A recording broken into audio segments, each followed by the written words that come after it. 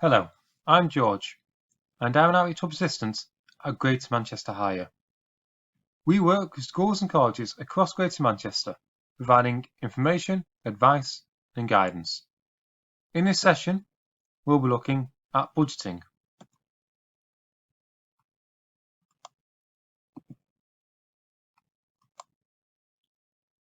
Throughout this session, we won't be boring you with the numbers, as by the time you come to university, student finance might be different, but we do hope to bust some myths and to make student finance more accessible.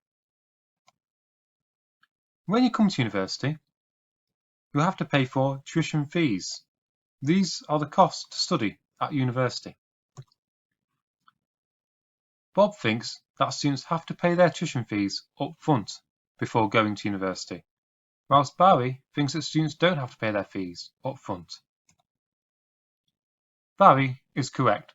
Students do not have to pay their fees up front and can instead apply for a tuition fee loan to cover their costs. Bob thinks a tuition fee loan is available to cover only some of your tuition fees, whilst Barry thinks a tuition fee loan is available to cover all of your tuition fees. Barry is correct. A tuition fee loan is available to cover all of your tuition fees, and therefore you do not have to pay your tuition fees up front. When coming to university, this may be the first time you have to pay for your own accommodation, have to cook for your own food, and have to pay for your own monthly spends. And you can apply for a maintenance loan to help cover your living costs whilst at university or college. Bob thinks that everyone is entitled to some form of maintenance support, whilst Barry thinks that not all students can get a maintenance loan, and only those from low-income backgrounds can. Bob is correct. Everyone is entitled to some form of maintenance support.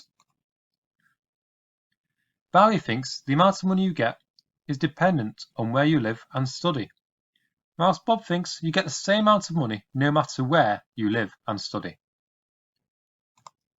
Barry is correct. The amount of money you get is dependent on where you live and study.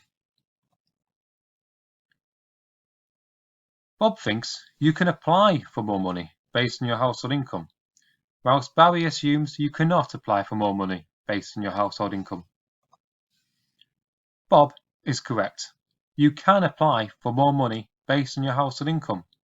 Those from low-income backgrounds can apply for a higher maintenance loan.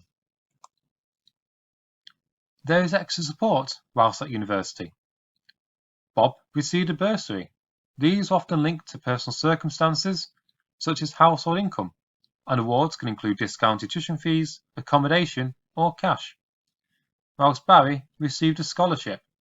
These are linked to academic results or an ability in an area. Such areas can include sport or music. Now when it comes to repaying your loan, Bob thinks that what you pay back is based on how much you earn, whilst Barry thinks what you pay back is based on how much you borrowed. Bob is correct. What you pay back is based on how much you earn. Barry thinks your repayments will stop after 30 years, whilst Bob assumes you continue to pay your student loan until it is paid off. Barry is correct. After 30 years, all repayments stop, no matter how much or how little has been repaid. Bob thinks repayments will only start when you earn over a certain amount, whilst Barry thinks you have to start paying back your loan as soon as you've graduated. Bob is correct. Repayments will only start when you earn over a certain amount. Follow these links to find out more on student finance. Thank you for taking part in this activity. Please let us know what you think by filling out our short survey or by scanning the QR code below. Thank you very much.